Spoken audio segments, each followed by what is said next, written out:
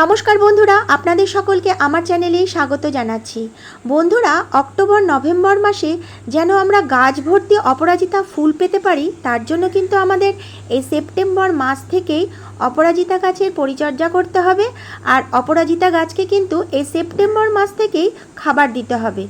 আজকে আমি আপনাদেরকে এই অপরাজিতা গাছের জন্য যে খাবারটি তৈরি করে দেখাবো, সেটা কিন্তু সম্পূর্ণ একটি জৈব তরল খাবার। আর সেটা তৈরি হয়ে গেছে একদম আমার রান্নাঘর থেকে। আর সেটা তৈরি করতে একদম কোনো খরচাও কিন্তু হয়নি। বন্ধুরা, এখন কিন্তু নিম্নচাপের জন্য প্রায় বৃষ্টি হচ্ছে, আর বৃষ্টির জন্য গাছের গোড়াও মোটামুটি বলতে গেলে ভেজাই থাকছে। আজকে আমি যে তরল জৈব সারটি করে দেখাবো, সেটা কিন্তু বৃষ্টির পরে অনায়াসে আমরা অপরাজিতা গাছে ব্যবহার করতে পারি। আর আজকে দেখুন, এই যে ফুলগুলো দেখাচ্ছি কত বড় বড় এবং কত সুন্দর। আমি যেই তরল সারটি কিন্তু সবসময় আমার এই অপরাজিতা গাছে ব্যবহার করে থাকি। আর তাতে দেখুন গাছ ভর্তি দেখুন কড়ি এসছে। প্রত্যেক দিন প্রচুর কিন্তু ফুল ফুটে থাকে এই গাছটাতে।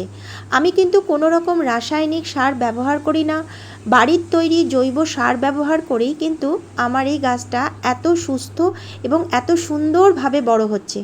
পাতাগুলো দেখুন কত সবুজ এবং কত বড় বড়, প্রত্যেকটা পাতা কত সুন্দর।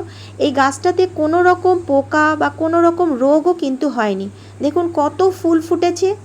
আজকে যে তরল জৈব সারটি করে দেখাচ্ছি, আমি কিন্তু এই তরল জৈব সারটি আমার এই অপরাজিতা গাছে মাঝে মধ্যে ব্যবহার করে থাকি।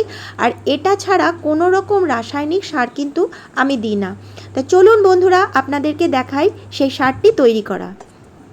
প্রথমে আমি অল্প একটু জল গরম করতে বসিয়ে দিলাম। এখানে 1 কাপের মতন আমি জল নিয়েছি। আর আমি নিয়ে নিলাম হাফ চামচ চা পাতা। ব্যাস, আর কিচ্ছু কিন্তু এখানে দিচ্ছি না। এবার জলটা দেখুন ফুটে উঠেছে এবং একটু নাড়িয়ে নিলাম। ভালো করে জলটাকে একটু ফুটিয়ে নিলাম চা পাতাটা দিয়ে। তারপরে আমি দেখুন ছাঁকনি দিয়ে কাপের মধ্যে এই জলটা ছেঁকে নিলাম। দেখুন হাফ কাপের মতন হয়ে গেল। আমি কিন্তু 1 কাপ বসিয়েছিলাম, ছাঁকার পরে দেখুন হাফ কাপ। আর এটা হচ্ছে কলার খোসা ভেজানো জল। এটা আমি 2 দিন ধরে ভিজিয়ে রেখেছিলাম ছোট ছোট টুকরো করে। দেখুন কালারটাও কেমন চেঞ্জ হয়ে গেছে, আর এটা কেমন একটু ল্যাল টাইপের তৈরি হয়েছে। তো আমি ভালোভাবে একটু চটকে নিলাম। চটকে নিলে কি হবে, এই খোসার কাতটা আরও ভালোভাবে বেরিয়ে যাবে। এরপরে এইটাকেও আমি একটু ছেঁকে নিচ্ছি।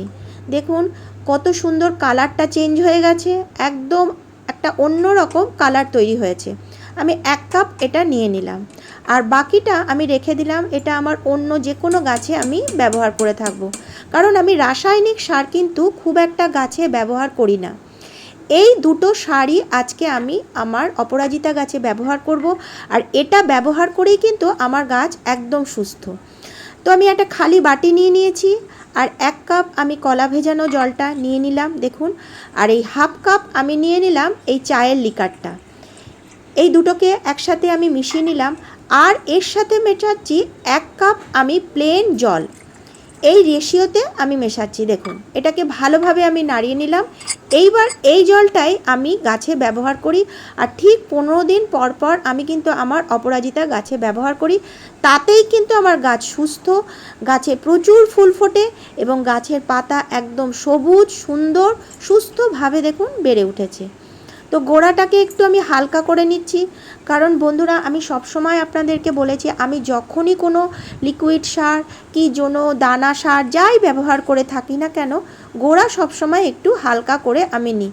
এতে কি হয়, খুব তাড়াতাড়ি গাছের শিকড়ে এই সারটা পৌঁছে যেতে পারে। মাটিটা দেখুন একদমই হালকা। আমি যেহেতু আজকে সার দেব, সেহেতু আমি এই গাছটাতে 2 দিন ধরে কোনো জল দিইনি। এরপর আমি চারিদিকে সমান করে এই লিকুইড জৈব সারটা ব্যবহার করছি। বন্ধুরা, এই যে লিকুইড জৈব সারটা আমি ব্যবহার করলাম, এটা যদি একটু বেশিও হয়ে থাকে গাছের কিন্তু কোনো রকম ক্ষতি হবে না। কিন্তু রাসায়নিক সার ব্যবহার কিন্তু করা বন্ধুরা খুব রিস্ক। একটু যদি বেশি হয়ে থাকে তাহলেই কিন্তু আমাদের গাছের ক্ষতি হয়ে যাবে, গাছ কিন্তু মারা যাওয়ারও একটা ভয় থাকে। তো বন্ধুরা, আজকে যদি আপনাদের আমার এই ভিডিওটা ভালো লেগে থাকে তাহলে অবশ্যই একটি লাইক, সাবস্ক্রাইব ও শেয়ার করে দেবেন। দেখুন পুরো জলটা মাটির মধ্যে টেনে নিল এবং এতেই কিন্তু আমার গাছটা দেখুন সুস্থভাবে বেড়ে উঠেছে। দেখুন কত ফুল, কত করি এসছে গাছটাতে। প্রতিদিন প্রচুর ফুল ফোটে আমার, আর অন্য ফুলের কিন্তু দরকার হয় না। আজকের ভিডিওটা এখানেই শেষ করছি। অনেক অনেক ধন্যবাদ।